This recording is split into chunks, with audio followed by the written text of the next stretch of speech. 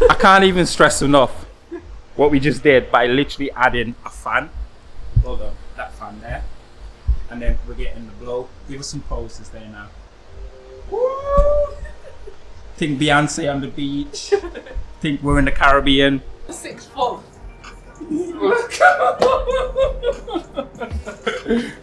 She's not tall. I'm just short.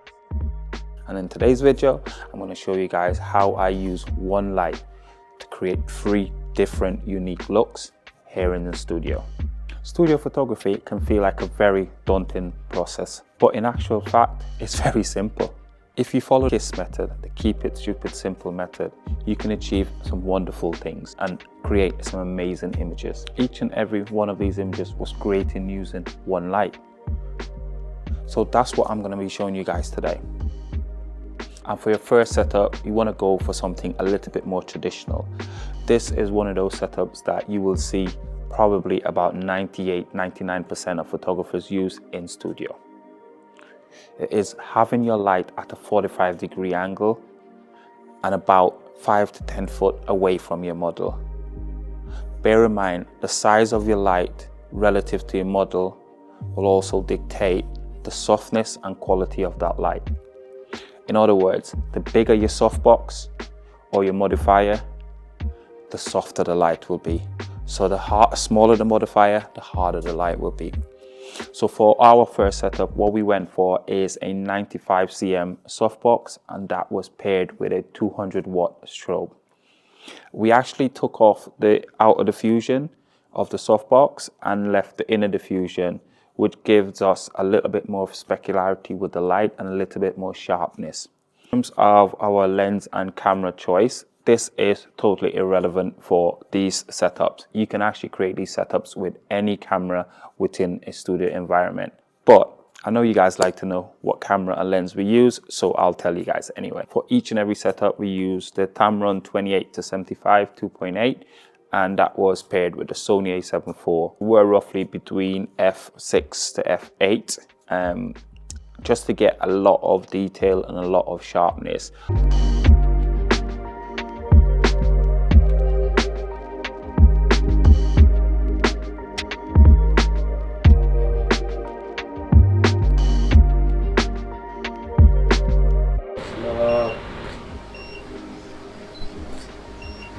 Let them know which boss. So remember when you go with that arm, that one, do that again for me. So you see how it almost looks too relaxed with that arm there? Yeah. So, the one, yeah. So go with it, like intentional about it. Nice. Good. Yes.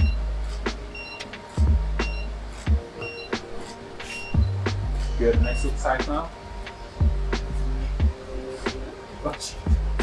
It's difficult.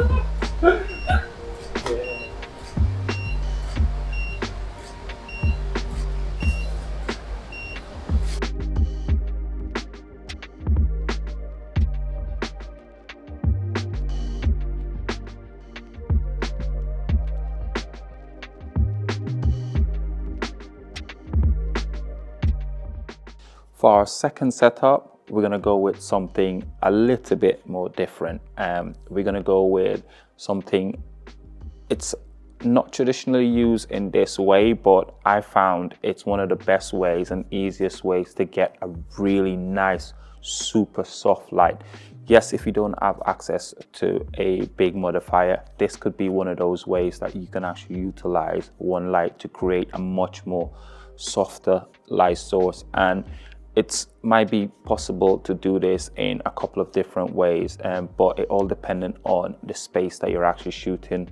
Whereas as you can see from our setup is we are in a smaller space with medium to low ceilings, so the light bounces up, and how this works is it bounces up, bounce around, and because you're in a white space, the light will reflect and create what you will call a massive softbox, and it's almost like you're producing natural light.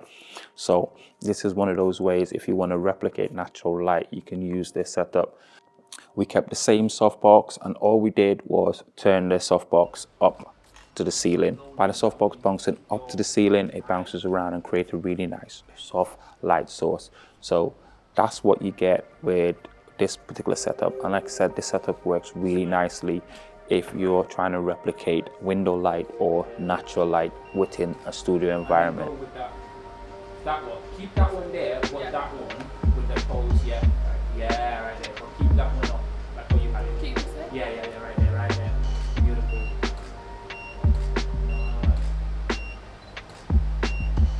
Bring that to out a little bit. Yeah. Put that one up as well.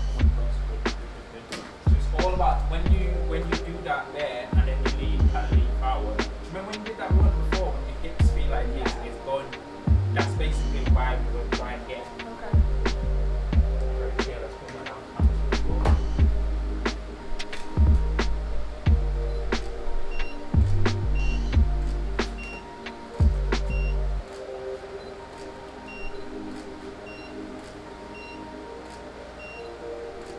Now take the jacket off and do the.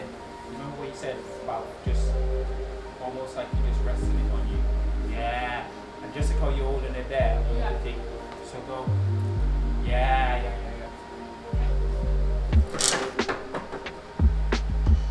Yeah, like that when the head down, like that. Yeah, like that.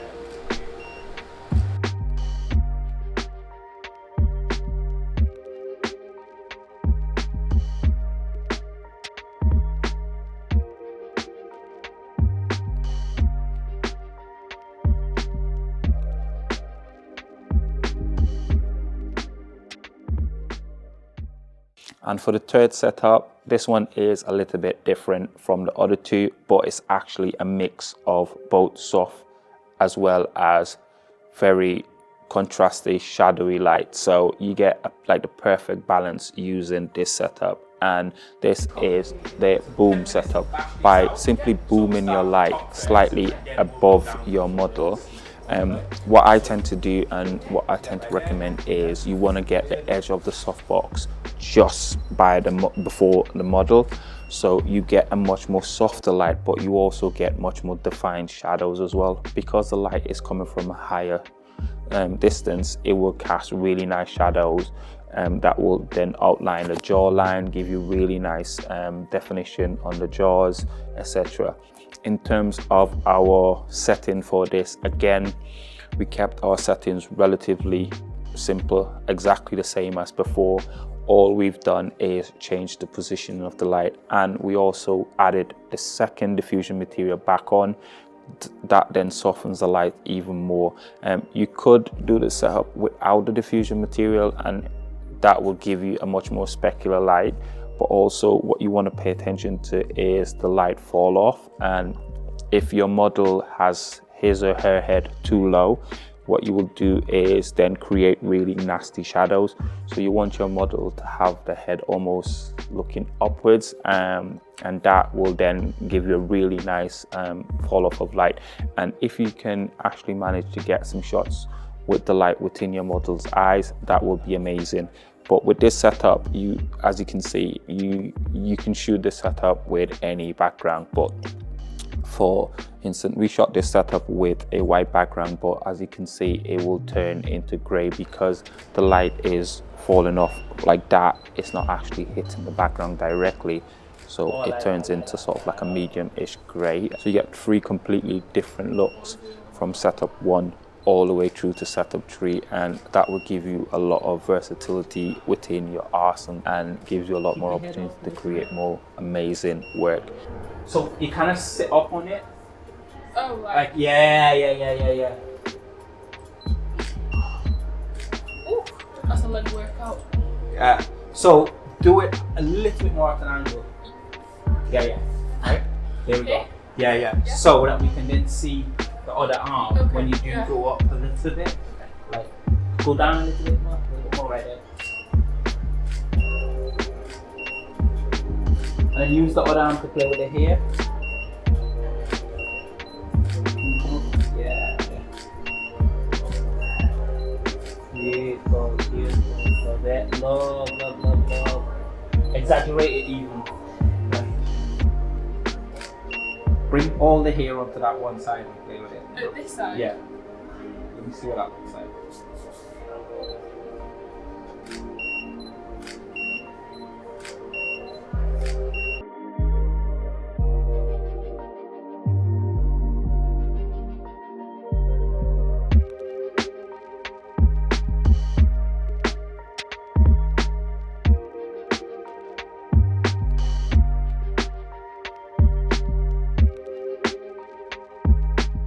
Right, people, it's a wrap. Did you enjoy it? Amazing. Right, I think we got some. Come closer, come closer. She's gotta come closer. She's taller than me. I'm not even going to pretend like I'm closer, right? That's why I look taller. And I'll put Mia's details in the description as well. So make sure you go check her out, follow her, keep an eye. She's gonna either be a famous lawyer or a famous basketball player. Whichever one she does, we will be supporting from far. So thank you guys for watching, and we'll catch you in the next